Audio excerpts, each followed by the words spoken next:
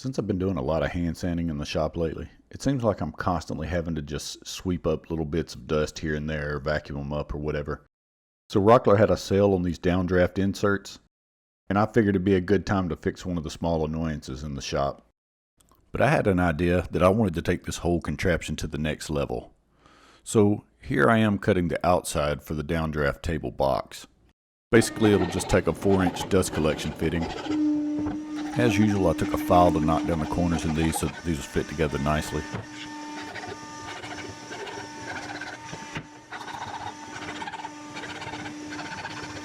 I did a quick dry run here to make sure everything fit. I'd just drawn it up in Inkscape, so I just wanted to double check it before I went any further.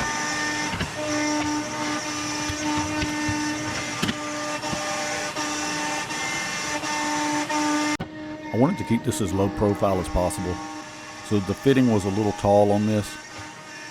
I decided to just screw it on there and then use something to take the edge off.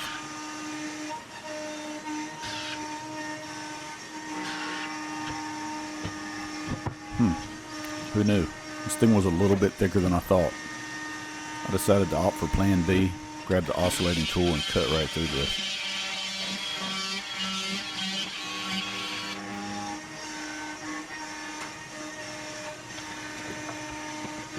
Then just use the chisel to take the burrs off.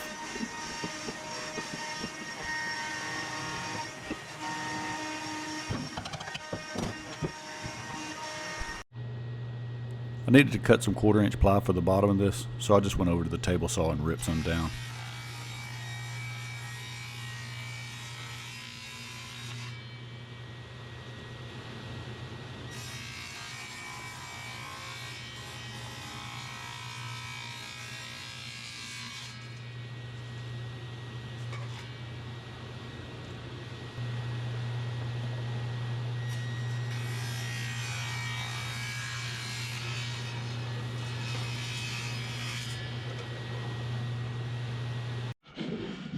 Here I took the end off so that I could test fit the piece of 1/4-inch ply I just cut. Wanted to make sure it fit before I glued everything up.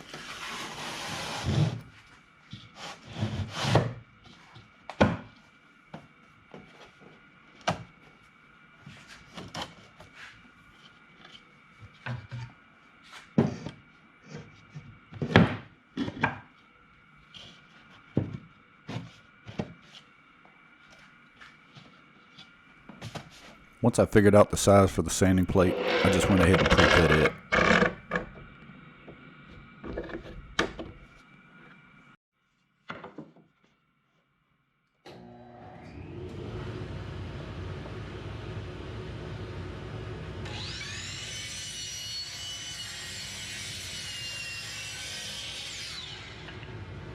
Now that everything fit, I could go ahead and glue the corners up on this. As for the bottom, I didn't glue it in. My plan was to silicone the top of that.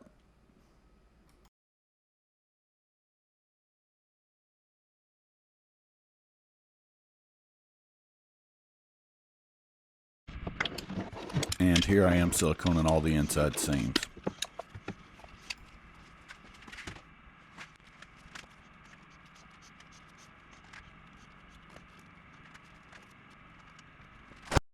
This is a hard lesson where you try to get that last cut out of your scrap plywood and you slightly miscalculate. So this 3/16 inch bit, if you want to know how fast it'll break, right there. To add insult to injury, I changed this file right after this cut. So here's a look at the culprit. This turned out to be a pretty expensive Kreg screw. What you're seeing here is version 2. The first one I really just wanted a proof of concept, so I made a small one, put the sandpaper on there, and it worked pretty good. So I knew I wanted to change it, make it a little better, make it have more power, and this was the way to do it. Kind of make it a double slot, kind of like a double DIN radio. It needed to fill up 2 spaces.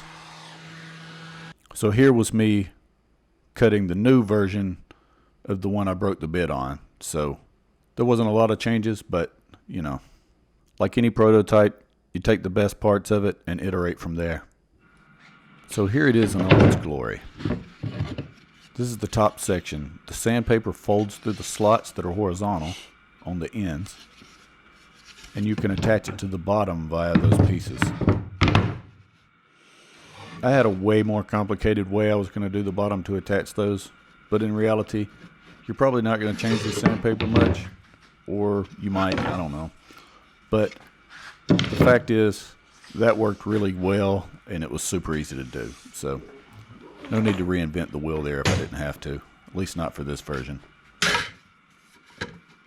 The whole reason I used 2 layers here is so it would raise it above the other dust collection plates.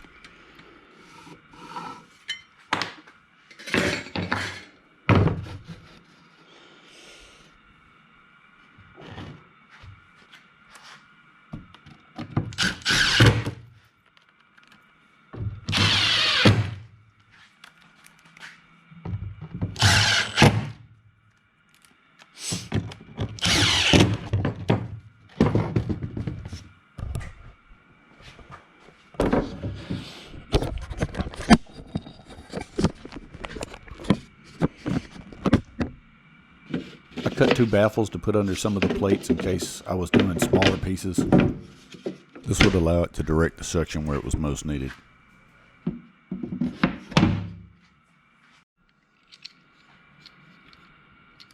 This thing wound up working perfectly. I thought there wouldn't be much dust, but there is absolutely no dust. Like, nothing gets out of this thing. It's like a freaking Category 5 hurricane coming through this thing right now.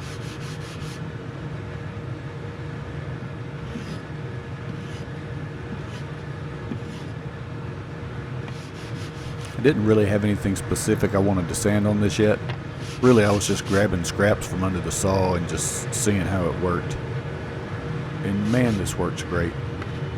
This sandpaper too, you can buy it in different grits, just like any normal sandpaper. I've found it up to 600 grit. That right there that's on there is 220.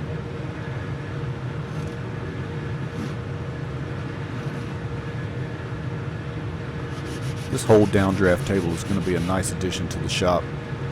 I can just pop that piece out, throw the other 2 downdraft pieces in, remove the baffles if I need to, depending on how big the piece is, and just go to work.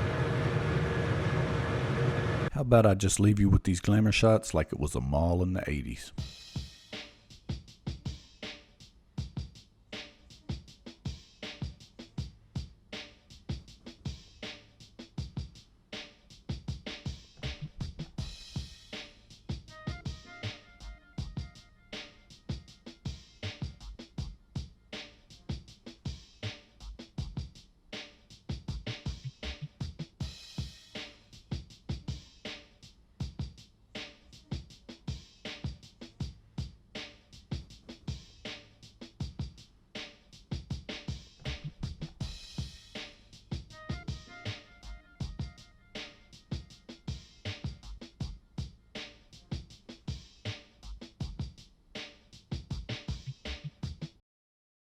Thanks for watching, and as usual, if you made it this far, like and subscribe.